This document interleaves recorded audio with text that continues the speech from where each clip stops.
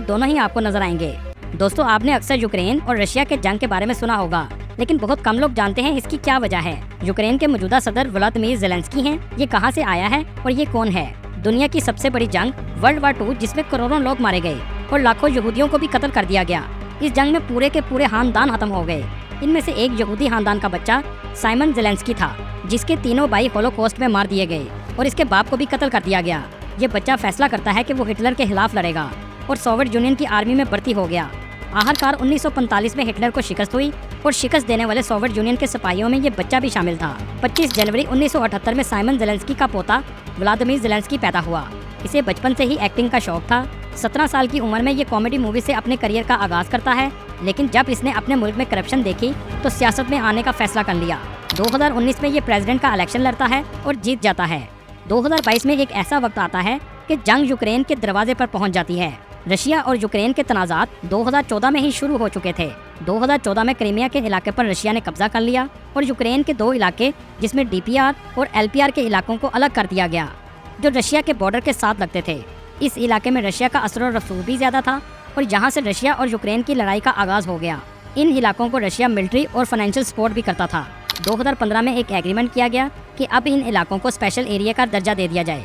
Ukraine NATO का member नहीं है, लेकिन यूक्रेन ने अपना झुकाव नेटो की तरफ करना शुरू कर दिया। रूस इस बात को अपनी सलामती के लिए खतरा समझता है, क्योंकि इससे नेटो फोर्स रशिया के बॉर्डर तक आसानी पहुंच जाती हैं। जब यूक्रेन ने नेटो में शामिल होने की कोशिशें तेज की तो 24 फरवरी 2022 में रशिया यूक्रेन की जोरदार जंग का आगाज हो गया। रशिया हमेशा यूक्रेन से करीबी ताल्लुकात चाहता था, लेकिन यूक्रेन यूरोप की तरफ जाना चाहता था। एक रिपोर्ट के मुताबिक 5 लाख से ज्यादा लोग इस जंग में अब तक मारे गए हैं और जंग अभी भी जारी है।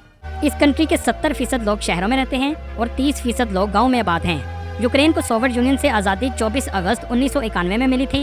यूक्रेन में एग्रीकल्चर को बहुत अहमियत दी जाती है। बहुत से पढ़े लिखे लोग ये काम करते हैं। 2011 में यूक्रेन दुनिया का तीसरा बड़ा अनाज पैदा करने वाला कंट्री बना था। यहाँ के किसान ये काम करके बहुत पैसा कमाते हैं, जबकि हमारी कंट्री में किसान हमेशा परेशान रहते हैं और वहीं यूक्रेन में किसान होना फख्र की बात है। यूक्रेन की कीव सिटी में यूक्रेन की जान है, क्योंकि इस शहर में टेक्नोलॉजी की कंपनीज, यूनिवर्सिटीज और तरीही अमारात मौजूद हैं। ये बहुत खूबसूरत शहर है। इस कंट्री की लड़कियां दुनिया की खूबसूरत 3 लड़कियों में शुमार होती हैं। दोस्तों, दुनिया का सबसे बड़ा प्लेन बनाने का रिकॉर्ड भी यूक्रेन के पास मौजूद है, जिसका नाम एंटोनोव AN-225 है, जिसको देखकर ऐसा लगता है जैसे कोई देव हैकल हो।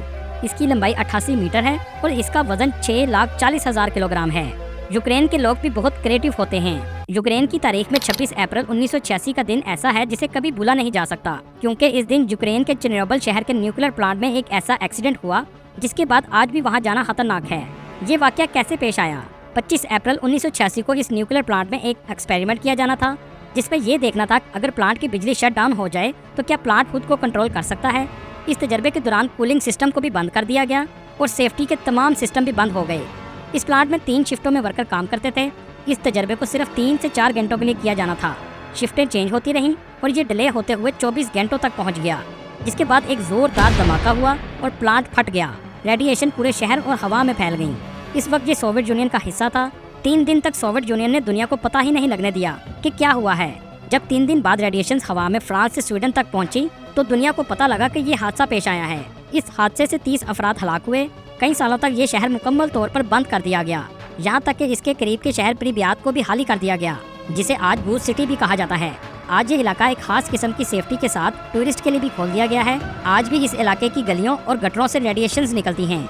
एक रिपोर्ट के मुताबिक 20,000 सालों के बाद इस इलाके में आबादकारी की जा सकती है। दोस्तों, क्या आप जानते हैं इस कंट्री को आज़ादी भी न्यूक्लियर वेपन्स को खत्म करने के बदले में दी गई थी। एक जमाने में यूक्रेन को ब्रेड बास्केट के नाम से जाना जाता था, क्योंकि इस कंट्री में गंदम की क्वालिटी बहुत अच्छी है और इसी वजह से यहाँ की ब्रेड का जायका भी बहुत अलग है। ये कंट्री दुनिया में ब्रेड एक्सपोर्ट भी करता है। यूक्रेन को कैपिटल ऑफ कैफे भी कहा जाता है। यहाँ आपको हर 100 मीटर की दूरी पर एक कैफे जरूर मिलेगा। दुनिया में सबसे ज्यादा कैफे यूक्रेन के कैपिटल में मौजूद हैं। यूक्रेन के लोगों में शराब पीना बहुत फेमस है। वर्ल्ड हेल्थ ऑर्गेनाइजेशन के मुताबिक ये दुनिया का 6ठा सबसे ज्यादा शराब पीने वाला कंट्री है।